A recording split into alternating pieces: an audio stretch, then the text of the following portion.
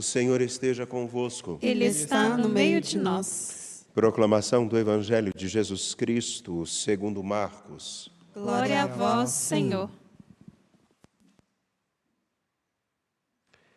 Naquele tempo, os discípulos de João Batista e os fariseus estavam jejuando.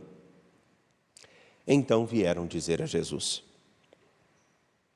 por que os discípulos de João e os discípulos dos fariseus jejuam e os teus discípulos não jejuam?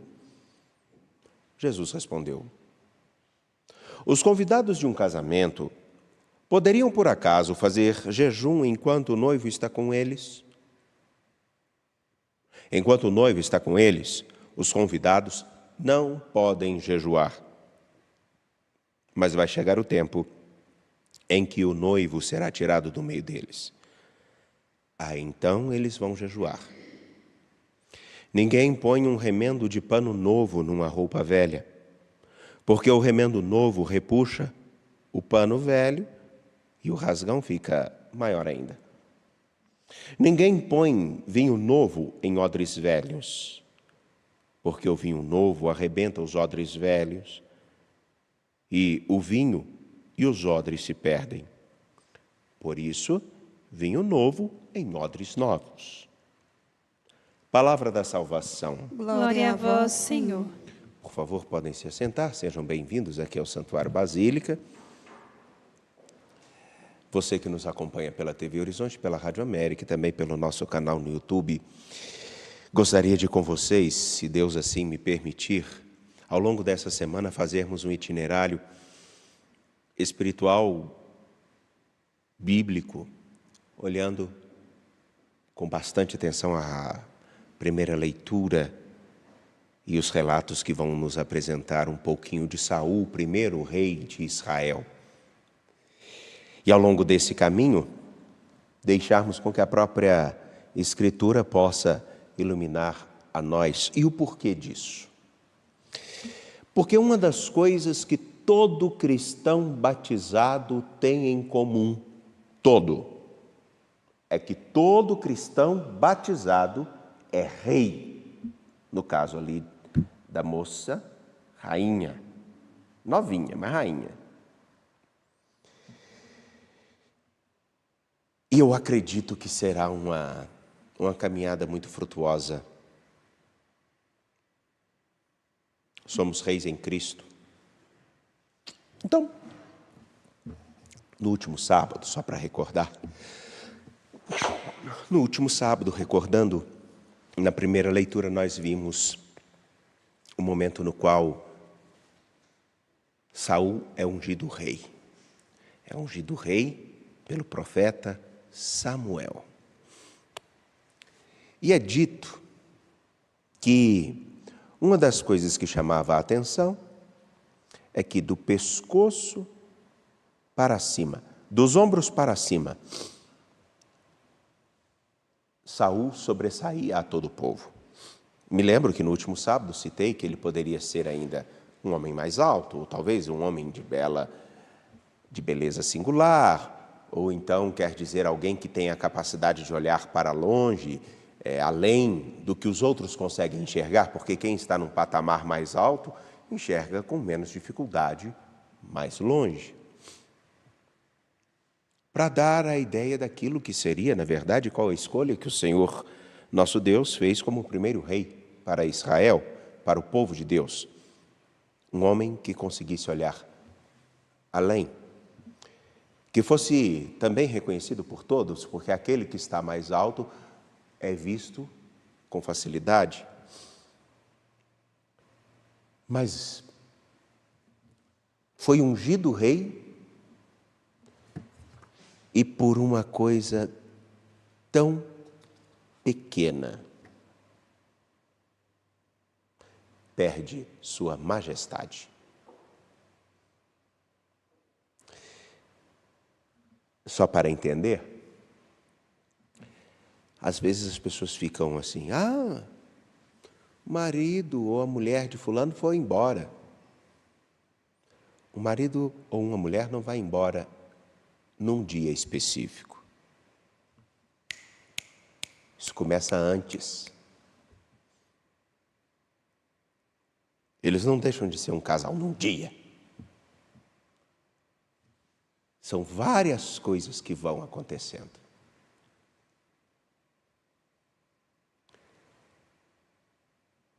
Um líder de setor, de uma empresa, não deixa de uma comunidade, não deixa de ser líder de uma hora para outra. Aos pouquinhos ele faz escolhas que vão tirando dele não só a autoridade, o reconhecimento, já não é visto mais com o mesmo respeito. Um rei também. Ao longo da história, se nós olharmos, os reis perderam seus tronos. Não foi num momento. Basta, só um dos mais recentes, olharmos para a queda do Império Russo, Nicolai II. Foi uma sucessão de coisas desde o seu pai. Foram acontecendo até o ponto em que ele é deposto e a família inteira assassinada.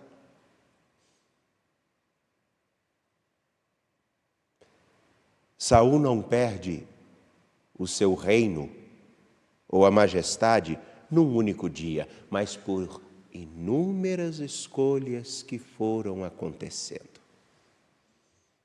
E hoje nós temos, nesse dia, no capítulo 15, versículos 16 a 23, um exemplo do que dispara esse processo onde Saul começa a perder a sua majestade. E ele que, se olharmos pelas possibilidades, ele é um homem alto, por que ele se incomoda com um moleque, Davi? Um pastor, ele é rei. Porque ele entendeu muito bem uma coisa. Permitam-me voltar ao texto.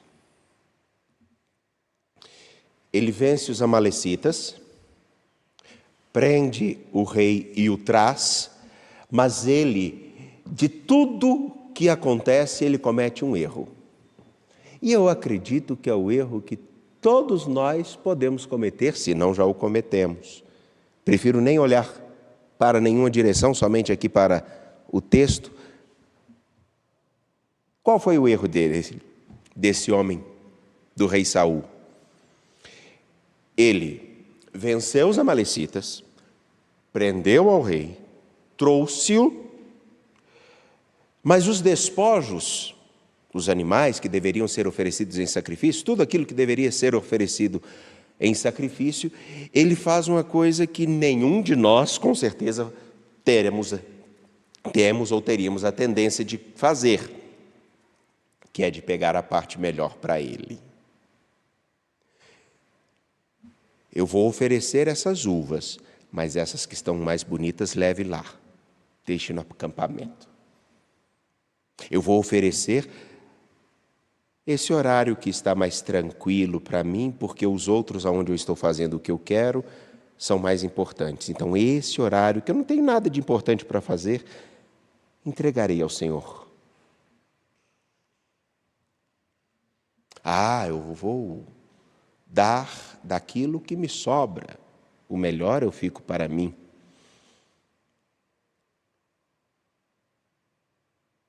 Isso implica em duas coisas, pelo menos. A primeira, Saul não oferece tudo o que conquista a quem tudo lhe deu. E aqui não é o simples fato de queimar ou oferecer coisas, mas é aquilo que está exposto na fala de Samuel. Outra coisa, toda pessoa que usa do lugar que está para se beneficiar já é um traidor. Já é um corrupto. Já é alguém que age inadequadamente. Se eu, como padre, favorecer aos meus familiares ou aos meus amigos, eu sou corrupto e eu não estou ocupando adequadamente o papel que devo ocupar, devo fazer. Se eu, como vereador, prefeito e por aí vai, para os meus tudo e para os seus nada,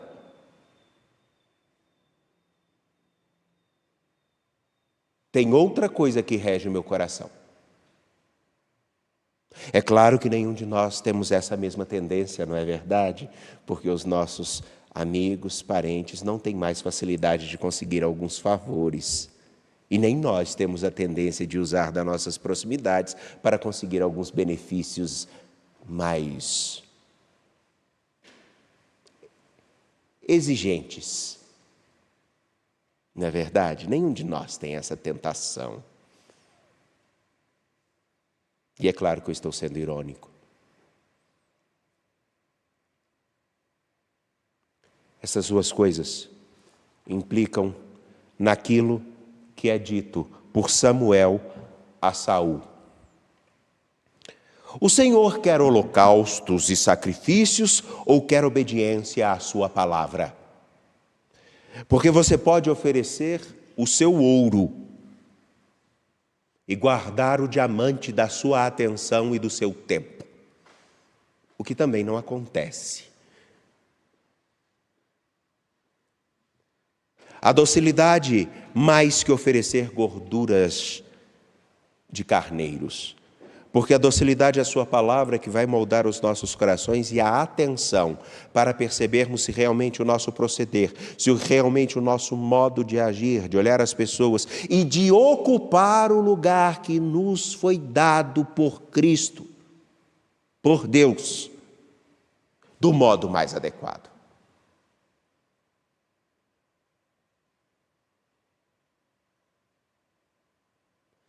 Quem age como Saul já perdeu a sua majestade.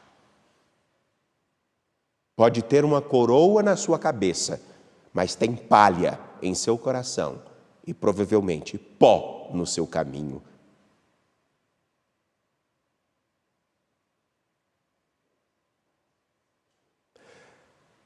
Ele perde a sua majestade, perde a sua condição de rei antes de ser-lhe tirada a coroa ou antes de Davi subir ao trono.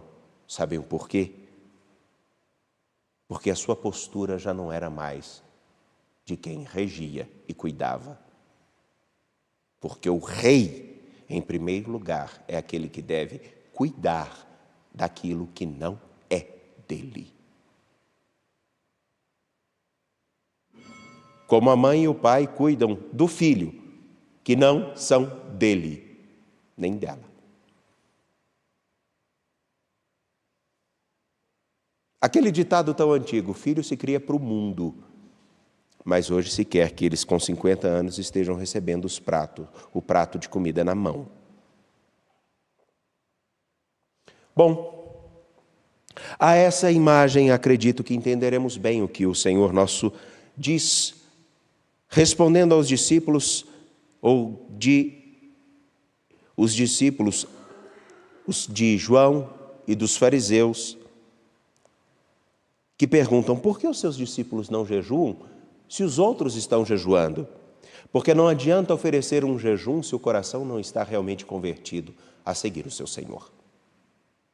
Porque não adianta oferecermos determinados sacrifícios, como por exemplo agora está em moda, alguns estão se flagelando, voltando com algumas práticas, se o coração não está realmente voltado ao Senhor.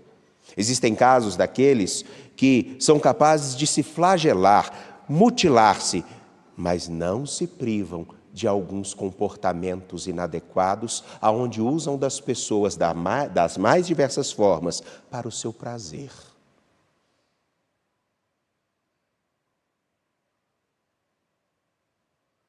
Então, o que o Senhor nosso responde é: ou se faz realmente um caminho aonde se seja realmente novo, por ter escutado e acolhido o Senhor nosso Deus, e aí trazendo para aquilo que é a teologia batismal, para o ensinamento da igreja, e se comporte como quem é rei, ou então já perdeu a sua majestade, mesmo que esteja revestido de ouro, mesmo que esteja num trono, com a coroa na cabeça.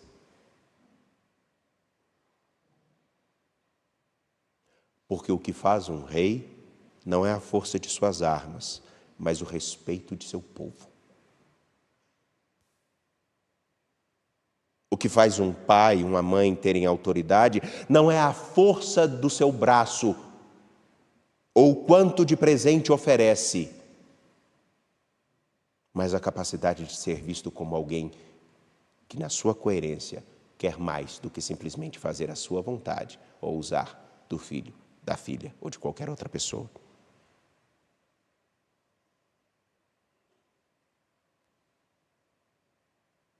No tempo onde as redes sociais fazem tanto espetáculo e tanta gente quer ocupar esses lugares que estão nas redes sociais, não é o quanto nós temos de importância na rede social, mas o modo com que aquelas pessoas que se encontrarem conosco perceberão se nós realmente damos e temos coerência no lugar que ocupamos, mesmo que desagrade a alguns, porque é preferível um não e uma palavra honesta do que a mentira que consola por um tempo. Às vezes ela é a causa do nosso envenenamento. Nessa novena jubilar, acredito que seja fundamental lembrarmos exatamente isso. Somos reis. E não podemos cometer o erro de Saul. Recebermos a unção real e a trocarmos simplesmente porque deixamos de olhar para além e passamos a olhar para o nosso umbigo, ou para o umbigo daqueles que são nossos. Quem usa do lugar que está, seja quem for, para beneficiar a si ou aos outros, não é digno desse lugar. E o tempo faz com que ele tenha que sair. Qualquer um. O que isso condiz com o nosso viver? Em que isso toca realmente o nosso dia a dia? Confiantes de pé ao Senhor e nosso Deus, apresentemos nossas preces.